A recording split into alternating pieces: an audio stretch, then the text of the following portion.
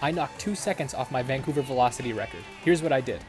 Welcome back to the Wheel of Records. In this series, I spin a wheel with hundreds of maps and tracks across multiple different games.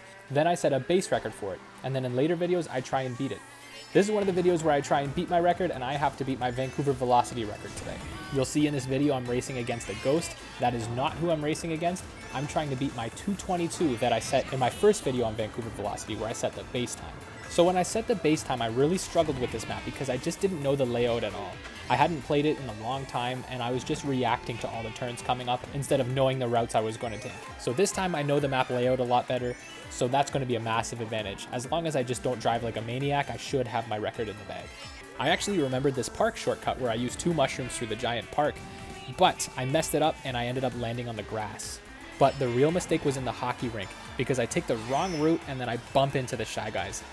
But heading into the final lap, I know I'm still ahead of my 222. I just got to drive clean. I really tried to lock in this section and just take my turns super tight, and I ended up cutting it as close as I could. Again, it might not be the most efficient way to take that corner, but it really does feel good to hold a long drift like that. But I'm kind of 0 for 2 in the hockey rink because I bumped right into that middle section again, and that really slowed me down. I'm hoping that I can still keep my 222. But as I approach the finish line, I realized that I beat it by about 2 seconds. So next time the wheel lands on Vancouver velocity, I'm going to have to beat a 220. Thank you for watching.